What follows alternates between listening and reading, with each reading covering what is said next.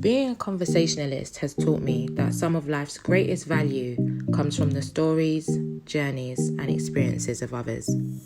Through this podcast, I'll be speaking with some of the most tapped in and inspiring individuals from various different industries to unpack the gems behind successfully navigating our way through life with purpose. This is Candid Conversations on the Nicola Dawkins podcast. Welcome to another episode of Candid Conversations on the Nicola Dawkins podcast. We are here for part 2 of dating, love and relationships. If you haven't already, watch part 1 and then come back to meet us here for part 2. But I'm joined today by my good sis again, Terri-Lee. Hello. Afternoon, Terri. How are you? I'm good. How are you? Good. I'm well.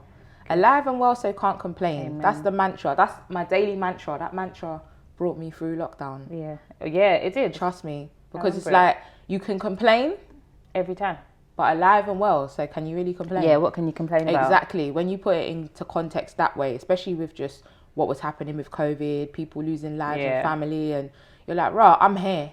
Yeah, I'm alive and well, alive so I can't complain. You actually can't complain. Trust me. That's a good one. Mm-hmm. Yeah. How's your week been? Good. Working out. Mm-hmm. Yesterday for me was the best. I think we've mentioned it before. Obviously, I had a baby, and I haven't got back into fitness, but fitness became my life, like you said, with the lockdown. So going back into it was hard. It was hard, but yesterday was really good. Really good. How about you? It was good. And yesterday we went to a Gymshark Box Park Wembley event, a Gymshark and Box Park Wembley fitness event, and just completely battered ourselves. Yeah. My body hurts today. Same. I actually put in like 120%. No, you put in 120%. Yeah. About 79, but you was going in. Yeah, but do you know what? That's even testament to, because I would say probably over the past month, even since like maybe my birthday, I just haven't had that motivation, the fitness motivation that I've had over the past over 2 years now. Yeah. And I don't know whether it's that like I kind of reached my goal, didn't have a goal in sight that I wanted enough. It's like, where's the next goal? Because I think just what you said about your birthday, even if it's like a subconscious goal, my birthday just before I got pregnant was the same thing. I was going so ham and I got my goal. And then obviously Christmas came and I was like, I could be a little bit more relaxed because I didn't have a next goal because I had already got my goal. So you do get a little bit slack, but yeah, you made up for it. Yeah, no, I did. And I feel back. I feel like I'm back now. I feel like I've got that hunger, like my abs are hurting, my back is hurting, and I'm like, it's a bit sick here, but you're like, the good pain. Exactly. I look exactly the same as I did the day before yesterday, but I feel good. Yeah. I'm working, like I can feel my body doing something, so it's good. I need to keep going. Yeah, man, definitely. But on to our topic for today. Yeah. Speaking of our topic, in fact, dating, love and relationships, we have to slightly touch on this ASAP and Rihanna news because I'm upset. So okay, today, was it or last night, the girl... Yeah, but not even, do you know what? I'm not even going to go into the depth of that, but what I will say is, well, it's arguable, isn't it? Until my good sis Riri comes out and says she's all good and all is well, which she may, you never know, and you don't know what goes on behind closed doors. But I don't even want to focus specifically on them. Yeah. But I want to focus on the fact that sometimes, and it's common, we've seen a few other people and celebrities step out on their partners during that pregnancy stage. I think that's so crazy. It's just heartbreaking. Do you know how much goes on with your body as a female and your mind when you're pregnant, just in general? And that's where your head's at. That's so crazy.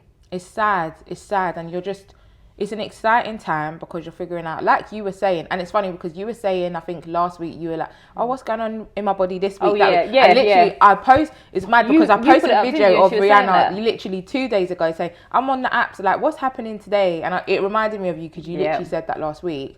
And then I went to sleep and I woke up and then that news was out and I was like, no, I felt like she was my real sis because I was like, no. She's that good Pisces, innit? Not our good Ree. That's literally, I took that one to heart. Yeah. But, well, I hope she's well, but that I just thought, because we're talking about dating, love and relationships today, and that is the reality in a lot of situations. Not even just celebrities, just like in general. Yeah, in general. We did say we would cover actually the omen of cheating this week. Rebuke. Yeah, no, please, Lord. But I'll tell you what. So I went out for dinner with my friend the other day. Yeah.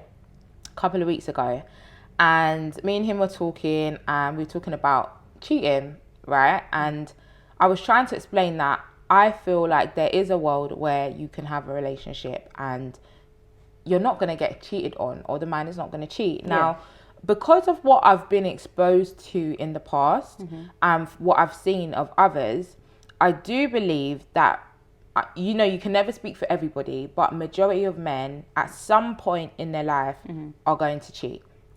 What I do believe also is that it doesn't mean that man has to cheat on you. Okay, so I'm like, maybe in your past relationship, you've cheated or you've made mistakes, or in your younger years, you've done that. But then maybe you've grown, you've learned, and moving forward, you're in a new relationship, you're committed, it's what you were looking for, and you're not going to cheat. Yeah.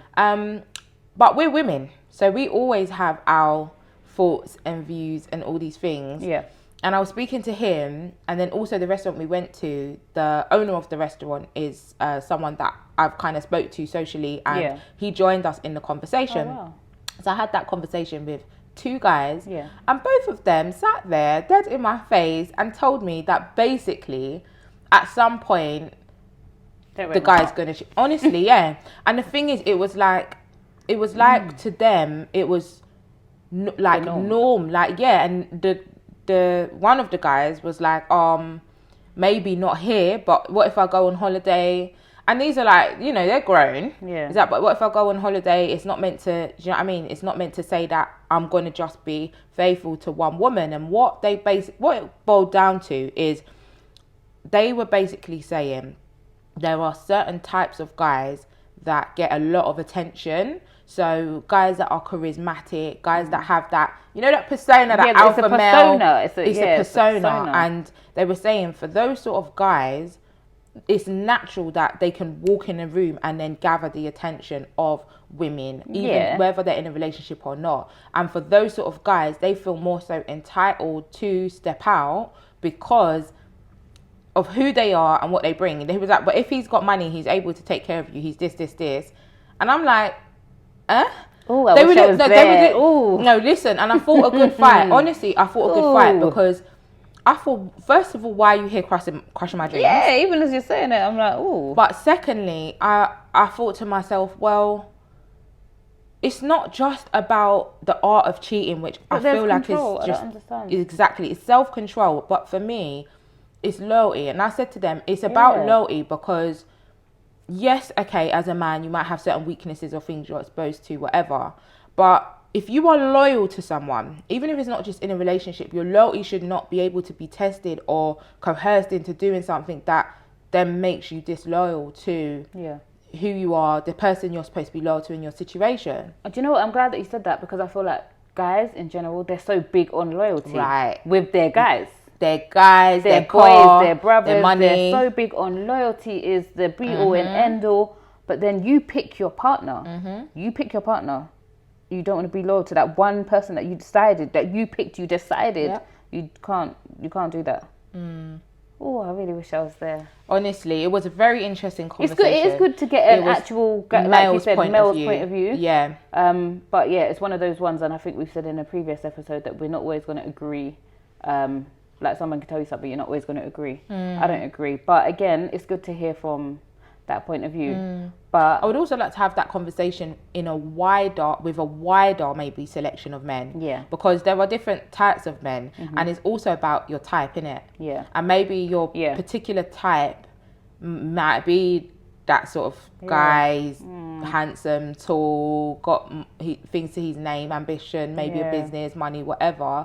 And those are the sort of guys that may well have that feel vision, the entitlement to say, well, I'm that guy, so... What about females then? There's females in terms of cheating? Yeah, like, because there's females that also walk in a room, hold presence, they attract, like, you know, the room gravitates towards them. They could have their own money, their own car, like, doing well for themselves and attract a lot of men because they look good, which happens often. So do you know what I mean? But if a man like that has a woman like that, and they're thinking like, oh yeah, I can go on holiday and because it's a bit different or whatnot. So can your partner do you think that women possess? Oh, because that's what he said as well. He one of the guys were basically saying he doesn't think men were designed to be in monogamous relationships. He did say that, and he basically said like in historical times men were allowed to be with maybe a number of women or whatever. And you know, the thing is, one thing I can say just from what I've witnessed is I do feel like women have the ability to be more monogamous, faithful and loyal to a relationship than men when you're widening that, in my opinion, just because I've seen more women be loyal. And that's not to say all women are loyal, but I've seen more women be able to commit, even to a man that hasn't done right by them. They're still able to commit and stay true to the situation. But then I see on the flip side more men, and then it gets excused like, well, a man will be a man as long as he's coming home. Sorry if I did. Yeah, I can't. And it's just exposing yourself. I think for you, you're in a relationship, right? That's probably why I take it to heart. I'm like, what do you mean? Do you know why I think I take it to heart? Because even as you was talking about the type, like the character, that's the attributes of my partner that I like. That he holds a presence when he walks into a room and stuff like that. True. To me, because everyone has different levels of attraction. Like some people it's just looks, some people it's the fact that they have money. Some people it's an array of things, but the presence thing, I really like that. Just in general. But yeah, that one. No, I don't know. I wish I was there, but it is good to have an insight to what people think. But I do feel like cheating, like a female cheating and a man cheating, I think it's more about themselves than the person. Because I feel like when you get cheated on, you internalize it and think, what have I done? Why me? Was I not good enough? What wasn't I doing for you? What did they do for you that I couldn't do? And I don't think it's about that. Yeah, I don't think it's about. But I think with age, as you get older, you realize that when you're younger and stuff like that, or maybe you get cheated on when you're younger, you really do take it to heart. And it can take a long time to get over it. But it's because you think it's you and you feel like you was doing the best you can for the person that you love. And it's like, oh, was it not enough? Exactly. When you're doing the most. But then I think, as you get older, you see it's maybe a little bit more about that person. And we said in the last one, so make sure you watch the last one before you watch this one.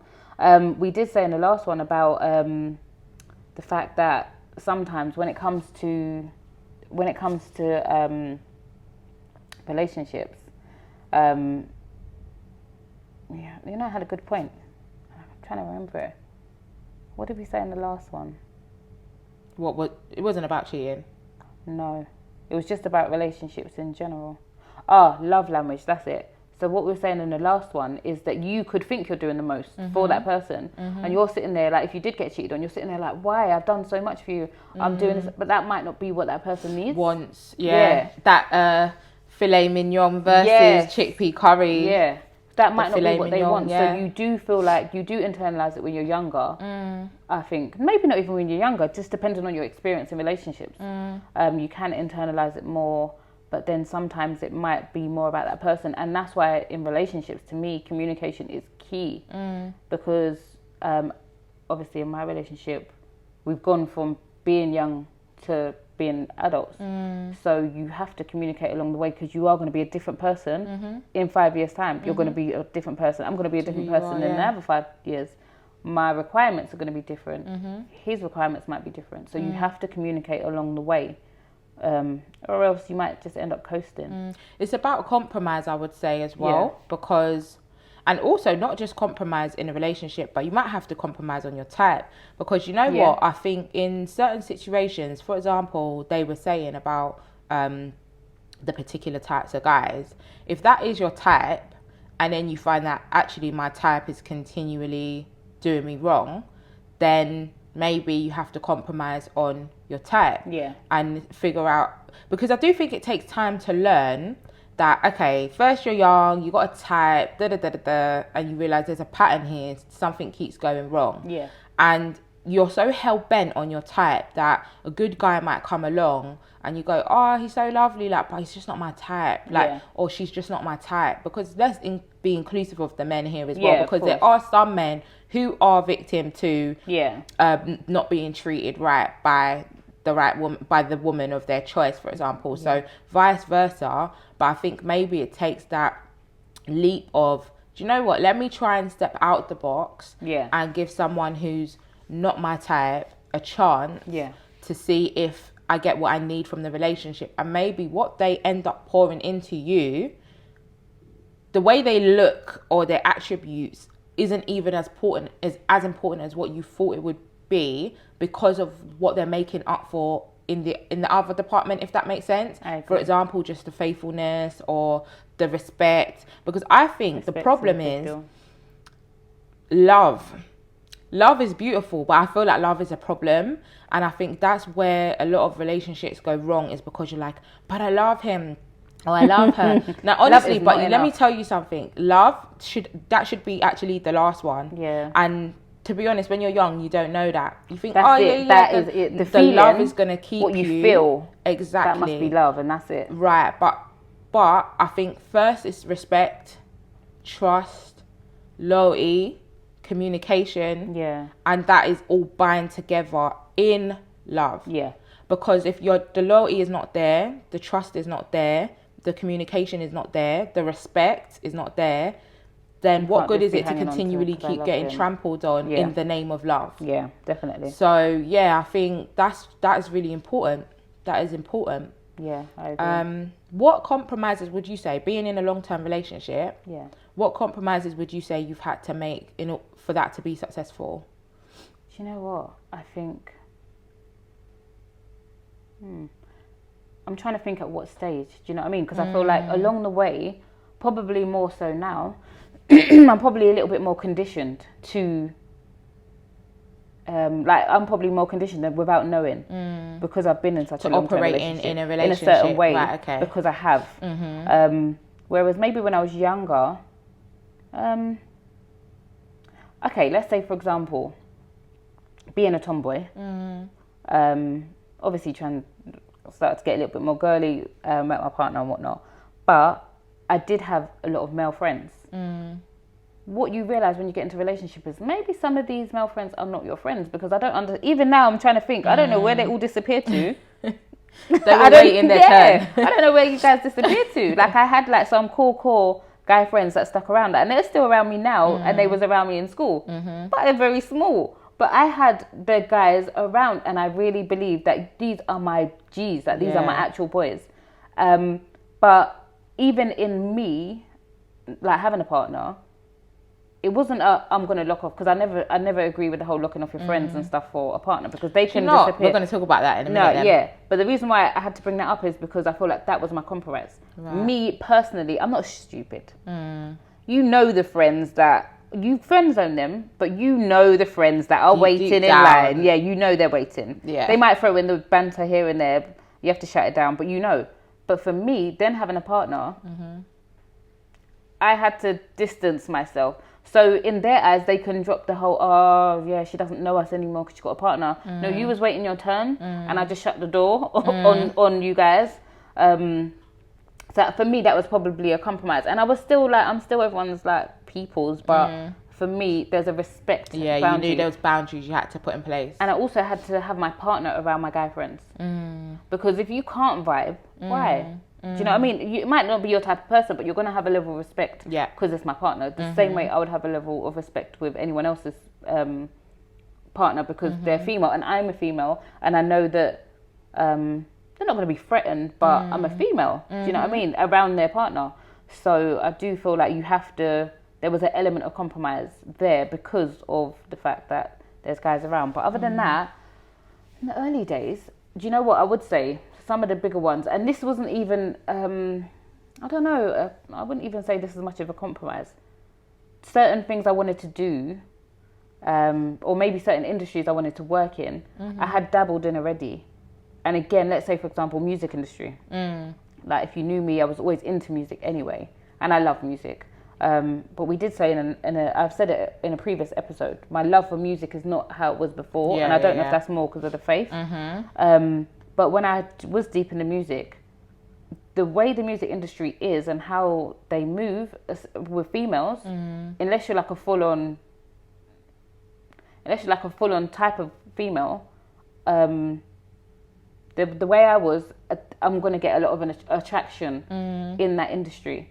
And I didn't think it's warranted. I didn't think, I couldn't have bothered for the whole, it's not, to me it wasn't going to work. Yeah. It just wasn't going to work. Fair enough. But because my love was going for it already, it's something that I could say, yeah, I'm not really going to tap into that side of it anyway. I can do that. You benched it because anyway you figured it's not something you're gonna. I'm not going to do like that. Yeah.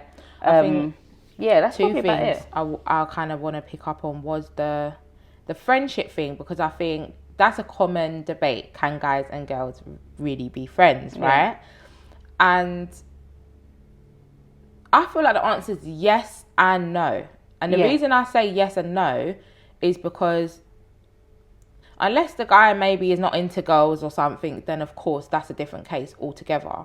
But I think sometimes there is a level of, maybe on one person's end, there might have been an attraction there, but I think it boils down to respect.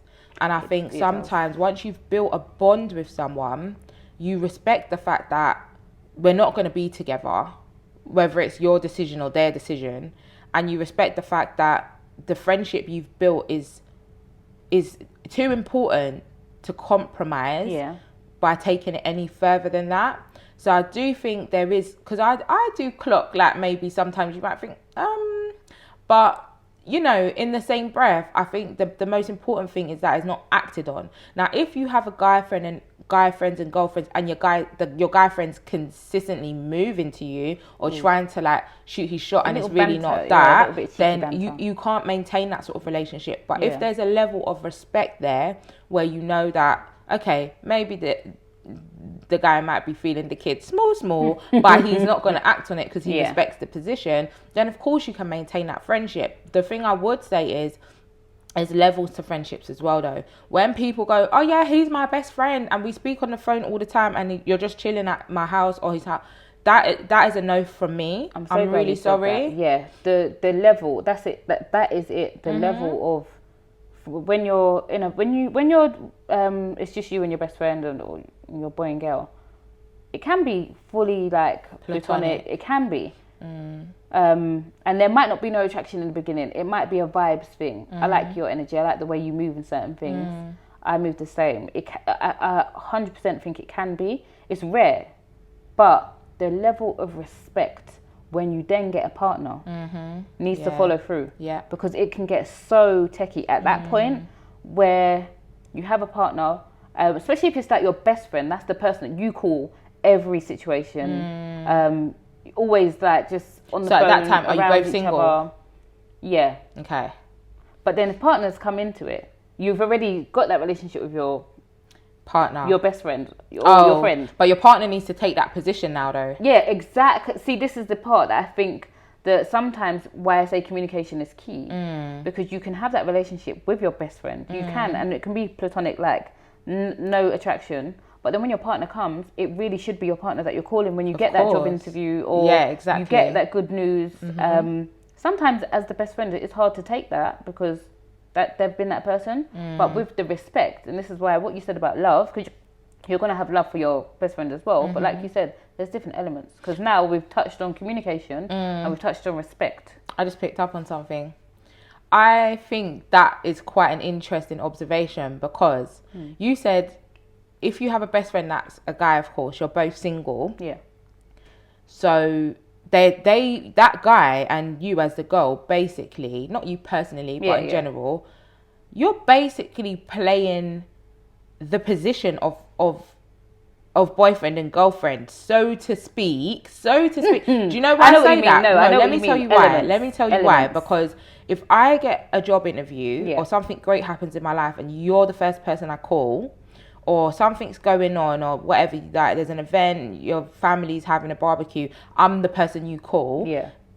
You might not realize it, but you're actually building that bond exceeds some level of friendship to a degree if when I get in a relationship that bond is broken. Okay. That means see someone like that, if you've got a friend like that, yeah, that friend can't still be around when you're in a relationship now. Because altogether?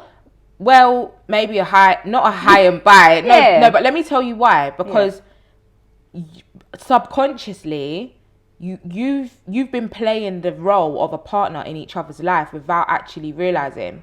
And I'll tell you why. Because if I'm friends with a guy, that's your point of call. And I'm thinking about launching this. Do you know, I just got this interview. Someone's hit my car.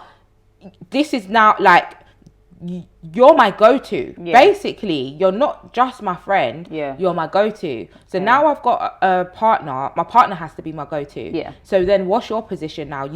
You're gonna be by default demoted, but by default you're gonna feel a way about that because we used to be each other's go-to, but we can't maintain that relationship anymore. So now there's not really a position for you because your position's been filled by my partner, which is why it's kind of dangerous to have those sort of friendships with the opposite sex, because if I'm getting in a relationship and my man had a go-to that was a girl, do you think she can still be his go-to when me and him are together? No. Something good happens in his life and it's her she's ringing, and I found out second. And of course, as the friend, you're going to feel a way 100%. About that. Of course you will, but you're not realizing that subconsciously you've built a relationship. It's more than a friendship. You've built a relationship with each other. It might not include brother and sisterhood, but not really, because you're friends and you can't force that. Brother and sister, you can say, oh yeah, bro, but because even so, if my brother, he's not my go-to. Exactly. And not just that, he could be, but you're never going to feel a level of attraction towards your brother. Yeah, of course. So no matter what, whether you say, oh, that's my brother, like, but there's always room because it's not your brother. I know what you mean. That bit I disagree, but I know what you mean. I only disagree because I've been in that situation, and I would look at them as my brother because, like you said, there would never be an attraction, but maybe someone else. I get it from an outsider's point of view, but it's always good to have these conversations because I am somebody who has been in that situation, and a lot of people haven't. So when they have that debate of like, can you be best friends with like the opposite sex? I've always been an advocate to be yes, you can. But your situation was very different because I feel like also the type of guy. That plays a different. It was a different type of character, you know. So I think it's easy to have someone like that because you're just, and that.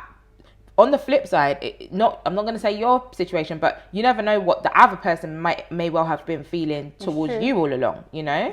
So you might be like, that's my right, cool. Because, you know, as girls, especially once you even, like, friend zone, you're as good as gay, basically. You know, you're never going to get that sort of looking, but you never know deep down what the actual person, may well have been feeling. And I think I believe guys and girls 100% can have a friendship. Because I've got guy friends. We go out for dinner, but we don't sit. So you have to have that balance. I was just about to say, because if you then got a partner, would you still go out to dinner? Yeah, because that's like catching up. Now, we don't sit and yap on the phone every day and then go out for dinner and then do all of this stuff. We might not speak for 3 months. We'll be like, we've got to link up and then we go for dinner and we catch up on the last 3 months. But like I said, my guy friends are the ones that my partner knows and he talks to and all that kind of stuff. But I'll meet them. Exactly. Catch up because I haven't spoken to them in a minute. Exactly. So you have to just have those boundaries that there's enough. You need to leave enough space in the relationship, because by default, if you're just too pally and you're ringing each other, speaking on the phone every day, and we're going to eat, and you're coming to my house just to chill, and then I call you when something bad happens. Like, maybe I was too pally without realizing. Like I said, you grow in relationships, but. One thing I've heard from friends, especially coming from that place where I had a lot of guys just being my friends and then having a partner and having to sort of look at people's intentions, is I was very naive to any males around me. Like, there was times when I did businesses and we had events and guys would come and speak to me and I'm pitching full sales mode. I'm pitching And like they're like, oh, you've got business cards and all sorts, and I'm like, yeah, like thinking, oh yeah, he does events, and my friend literally one time, a friend of mine came to the event as well, and she was like, yeah, he was moving to you, and I was like, no. She was like, no, I'm telling you, he was moving to you, but I was so oblivious. Like, yeah, I'm good at that. So oblivious, yeah. But now as I get older, I'm not as naive, because I was like, no, because I didn't like to assume everyone likes me. Do you know what I mean? I don't like to assume you like me unless you say something that's a little bit. Then I'll be like, oh, okay. But if you haven't said anything and it's just normal conversation, I'm not going to think anything. Now I'm older, because that can get you into situations. Now I'm older, you have to look at the whole setting, definitely, of things. I think two things that I want to ask the viewers, you guys, just based on the conversation we've been having, is it possible to have a relationship, a monogamous relationship, without the man or the woman cheating? That's one thing. The other thing is, can men and women, guys and girls, be strictly platonic friends, or is there always room somewhere for someone to catch feelings? And not even just friends, but maybe best friends, because I think we agree that you can have friends, but there needs to be distance in a relationship. But close friends, best friends, speaking daily and stuff like that. So if you've got your own personal experiences, or you just have opinions or past experiences, drop in the comments below what your thoughts are, and definitely I'll come back to you and dive into those comments as well. Yeah. Last thing I will say is, well, your partner was your type. Was your partner your type? Do you know what? At that age, I didn't have a type. Is that possible? Yeah. Really? Do you know why I say that? And do you know what? And I've had this conversation with my friends, single. I was trying to think if anyone was in a relationship, but just in general, you can be a certain type of person. There's different types of people. And I think, correct me if I'm wrong, I think an asexual type of person is somebody that doesn't really have not a preference like boy or girl, but you sort of feel more attractive. You're attracted to the person. So I'm not really attracted until you know them. Sappy sexual or something, where you're attracted to someone's mind?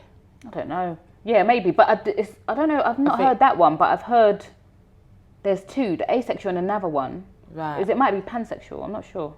But there's a lot of them nowadays. There's a lot. But yeah, more about the mind. So for me, you can look good. Doesn't matter. Like I can look at someone and think someone looks good. Yeah. But that's different. I think if you can go, oh yeah, you're not, but it doesn't mean then that means you're not attracted to everyone. So if anyone just looks good, of course we can agree that someone looks good. Yeah, you can agree. But to have, for example, just no types of what you're saying is like, okay, whether you were black, white, Asian, short, tall, long hair, short hair, hench and built or skinny, you just didn't mind. Anything goes. That sounds so bad. No, doesn't sound bad. No. That's just that anyone can get it. No. When I was younger, when I was younger, it was more of because I didn't have like relationships like that. I was the whole vibe thing. Right. So if I liked you and we vibed, then that's my type. I would find something in that person. You. Okay. So that's I'll be really like, good. Oh, do you know what? I like your long hair. Yeah. Oh, yeah. Do you know what? I like that little freckle that you got. Like, so because something about you would make me like you. Do you know what I mean? Then you can alter your something about that person attracted you to them. Yeah. So, but it might be the vibe. It might be the presence or how you hold yourself. That's interesting. Yeah. So I feel like as I've got older, I would look at my partner now and say that's my type. But that's because you know him. Yeah. The build. His skin color, his presence, his persona. So for me, I would now be like, that's my type. But I don't know if that's because we've grown together. Do you know what I mean? Because if I look at like past relationships, and there's no correlation. There's no correlation between the two. No, that's so interesting. Between any. Really? Why did I say this? Do you know what? It's because you naturally go, there's no correlation between the two. Yeah. Between any, there's no correlation. Right. Okay. But he's my type. That's interesting. See, I don't think I even realised I had a type until I realised that one, I'm attracted to the same type of people. Okay. Like, you know, it's a common theme. Yeah. And then 2, you look at your past relationships or situations and you're like, oh, actually, you realize... I think it's fair to say I have a type. Yeah, like they're always tall. Yeah. But also it's like, you know, you got a tall like guy, like, and when you hug, your ear is just on the chest, you know, like. But you know what? All of that, and it's never. That's not important to you. I think it's as we're older. No, I don't know. Maybe it's just as we're older. I don't. It's never even. But that's even why I say, it's never even been a thing. I feel like, don't get me wrong, especially being older now, I'm open to compromise. So on paper, my type would be tall, and like historically, my type would be tall, dark skin, a persona, like you know, you've got that that way about you. Yeah, like, and it's funny because even like all my friends or my cousins or my sister, they'd be like, yeah, that's your type. Like anyone around me will be able to tell you that that's my type. Generally, like, okay, cool. But I feel like now that I've got older, I am more conscious of like, what's your mindset? And like, what's your views on certain things, and what's your vibe and your energy saying, and what's your aspirations and your ambition like? And I feel like I've never been ignorant to having a type though. Like I say, it's just looking historically at, and the people I'm generally attracted to. Yeah. Exactly. But now I'm like, there's so much more to it than a type. And I think you can probably hinder yourself by going, oh, he's a really nice guy, but he's just not my type. Yeah. You might sit around and continue to be waiting for your type, and you be a skeleton before your type arrives. Or you might get your type and they are not your type in the inside. Period. Yeah. And that's why I say you're waiting your skeleton, because that might be your type, especially visually or persona wise. But what is there? Do they respect you? Do they honor you? Are they loyal? And I hate saying as we're older, because I'm not old like that. But I just think like as you get more mature, the mindset, because even just like conversations, like I think to maybe like my teenage years, like there'll be people, and they might be good looking, but the conversation was just not there, or you don't even have a sense of humor. Just like the smallest things. And as I'm older, like you said, morals or values. If you don't have the basic, it's not gonna work. It's never gonna work. Yeah, you can't be. It's okay to have a type, but you can't be hell bent on your type. Yeah, I think, because you can't help what you like. Yeah, that's something also you kind of notice that. Because do you think, right, that if you compromise, it's going to be probably a bit difficult, because obviously you're in a long-term relationship and you're fine, you're happy. But if you compromise on, for example, like your normal type, do you think that later down the line you're going to end up like maybe unhappy, or that you've done yourself a disservice? Because some people get in relationships and then they realize, even when they're married, like, I'm just not attracted to you. Yeah.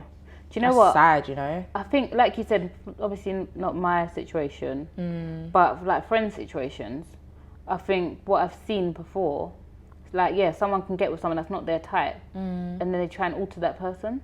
Do you know what I mean? And then that's where the relationship breaks down. And then it starts to get all tricky, because it's like you're trying to make them somebody that's suitable for you, for who you are. And it's not suitable for them because they are who they are, kind of thing. That's something also to bear in mind. Yeah. Because you have to look at both sides of it. I don't know, but that's as far as I can take that one. But again, because I don't have that specific type like that, but I do think that you were in a good position. You were really open to like receiving or not finding, but whatever was supposed to come to you, was not going to be blocked, because you didn't have like a type or anything that you were like either looking for or not looking for. Yeah. And that's a really powerful place to be. But sometimes I think if I was older, would you have been as like maybe like not. Let's say like maybe 25 on, would I have then? You'd have definitely set your would I have had, life teaches you sometimes also. But would it have been physical though? Maybe. Do you know what I mean? I still don't know if it would have been a physical thing, or if it would be more of a morals thing. But I think yours was anyway, blanket across the board, physical and personality wise, completely just receptive. Because you would have been like, if he's a quirky guy, cool. If he's quite a serious one, but he's got it, cool. Like, you were anyway receptive across the board. So whatever was supposed to come and find you, there was no blocks in your way to stop you from thinking, You're like, oh, do you know, he's quirky, but I kind of like that about him. Or do you know, he can be quite serious, but he's got a soft side. Like, you said you I like think the only thing, do you know, I think what's funny, actually, the only thing, and again, it's not physical. It was more of what I didn't want. I didn't want no danger. Oh gosh, yeah. Like, I just didn't. That's not even to do with type. Yeah, like just anything to do with danger. Yeah, forget it. Anxiety. All that. I didn't want that. Let us not, please. Yeah, exactly. Other than that, there was nothing in it that I can pinpoint. That. Yeah. Cool. Well, as we round off, I think it's fair to say that we are no closer to not joking. I mean, I'm actually intrigued to see what the comments say, because I want to see other people's experiences, opinions, and stuff like that. Because it is such a. I feel like so many people have so many different experiences, different opinions, different views. Yeah. And I feel like it's really important to discuss, especially a topic like this, constructively, and be open to not only, because a lot of people are ignorant to their own views. Yeah. And you have to be open to like other views, but then also altering your view sometimes because maybe what you think isn't working. Well, like what you said about the guys that you went to dinner with in that conversation, even just hearing more about that. That one spun me, I'm not gonna lie. Yeah, no, even as you were saying it, I felt like my back started getting up. Yeah, but at least you're in a relationship, so you work with what you've got. Yeah. But for me, I have a like... Yeah, because you're still gonna I've got like a little fairy tale of like... No, I'm joking. Let's not go too far. But listen, like, I did believe... Yeah. And I'm going to say did, you know, because it's rocky, but I do believe that there is a world out there that you can have a relationship that doesn't involve infidelity. Like, I feel like there's a lot that can happen in a relationship. There's a lot that you can work through. Yeah. But in this life, you find that 9 times out of 10, it always boils down to infidelity.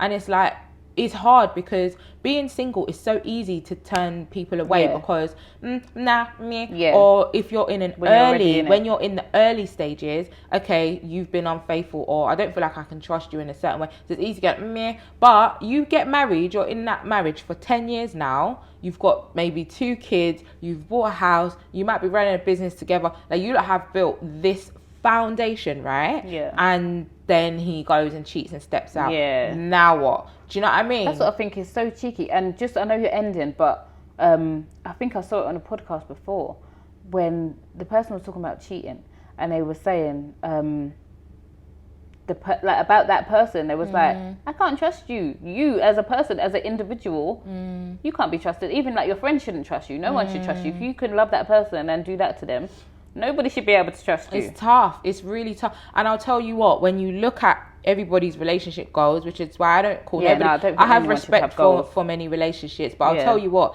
every glistening relationship that you're seeing out there, and those family pictures and everybody shining and smiling, I will tell you now, behind those relationships, we've seen what really has happened and go. Like, so even when you look at your favourite couple, whoever that might be, and I had a couple and they broke up already. Not like goals, but like I would look and be like, right, but even still, and I won't mention any names, but there's at least 5 popular, you know, well-known celebrity couples and families out there, and we've seen firsthand their dirty laundry in the street, but then we also see now, maybe a couple of years down the line, how lovely and sweet and everything looks. And that's the truth behind a lot of relationships. Ooh. So it does make you question, like, I know what you mean. So you have to compromise? Do you have to go through? Yeah, and I'm just, but that's not a world that I want to partake in. Yeah. But then you're like, you can't just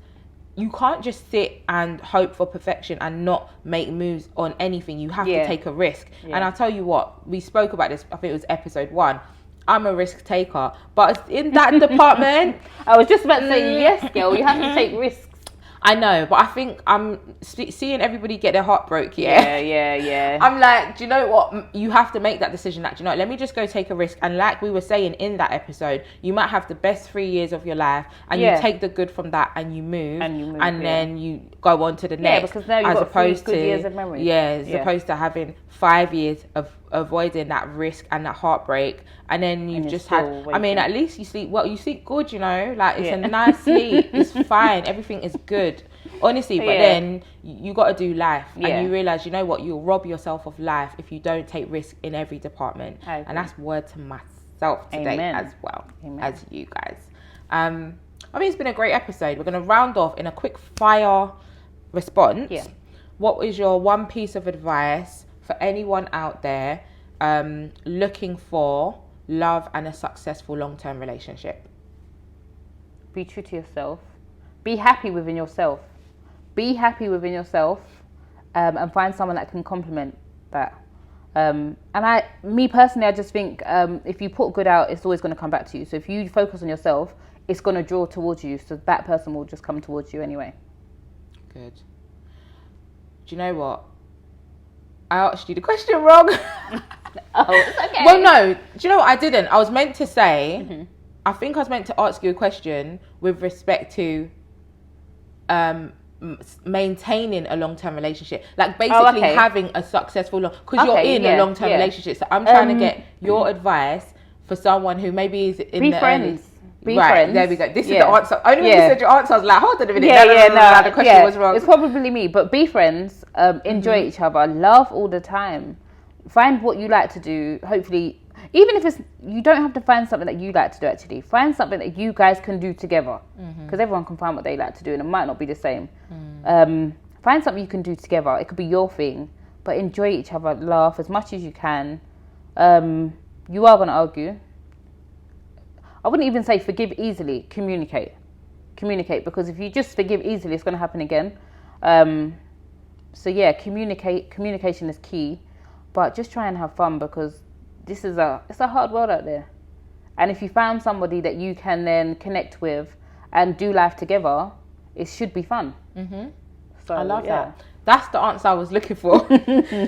I'm glad I reran the question, because that piece of advice, that's it. Because, you know, there are people who maybe are in their first year of a relationship, and maybe, do you know what I mean, the bond is there, but they're coming across some hard times or hurdles. Yeah, and going. You know what I mean, you're 8 to 10 years, something. So that's a long time, and it takes work. So I wanted to pull out of you just a few gems of how to maintain. Do you know what, as well? Not every day is going to be good, you know. And I think I said it before in the episode before this about what Denzel Washington said about potential. Not every day is going to be good, but don't jump ship at that one hurdle, because there's more hurdles to come, but there's more good times to come, better than you've even had now. So yeah, don't jump ship at every hurdle, but not every day is good, but there's some fantastic days that are due to come if you stick at it. Thank you, Terri-Lee. And I've got some advice for my fellow singletons out there. I would just say stay true to yourself, first and foremost. Have your non-negotiables, but don't be so hell-bent on things like a type. Don't be so focused on what your ideals of a good relationship is, and be open and receptive to just welcoming and meeting new people, because you never know where love will find you. And if it might be love, maybe don't even look for love. Just look for someone that you get on with and see where it goes. Don't lose hope, child, because he's out there or she's out there, and be open to taking risks. We're going to take the risks together. We're going to take them together. So better days ahead, man. Amen. I agree. Lovely. Well, thank you for tuning in to another episode of Candid Conversations on the Nicola Dawkins podcast. This has been part 2 of Dating, Love and Relationships, and I was joined today by my good sis, Terri-Lee. Terri, if the people want to find you online, where can they find you? On my personal Instagram, which is It's Terri-Lee, ITSTERRILEE. Awesome. And I myself have been Nicola, which is NICOLAKBD on Instagram. All my links are in my bio, and this episode has been powered by The Purpose Platform, which can also be found on Instagram at The Purpose Platform, and all the additional links are in the bio there. Join us next time. Bye.